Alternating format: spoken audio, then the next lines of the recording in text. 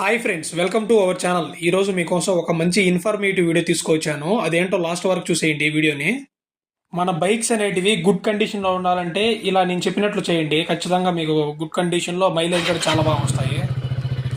ఇప్పుడు మీరు వీడియోలో చూస్తున్నారు కదా, బండి మనం స్టార్ట్ చేసిన వెంటనే మనం అసలు రేజ్ అనేది ఇవ్వకూడదు. ఖచ్చితంగా ఇది మాత్రం గమనించండి ప్రతి ఒక్కరు.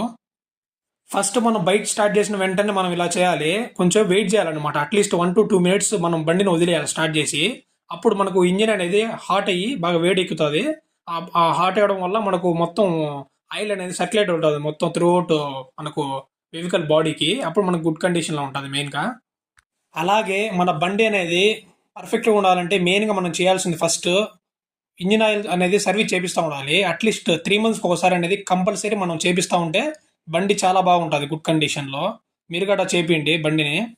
అలాగే మన బైక్స్ టైర్స్కి ఆ ఎయిర్ అనేది కరెక్ట్గా ఉంటే మనకు మైలేజ్ కూడా చాలా బాగా వస్తుంది. ఎంతమంది సర్వీస్ ఎన్ని రోజులకు ఒకసారి చేపిస్తారు కింద కామెంట్ చేసేయండి. Thank you so much.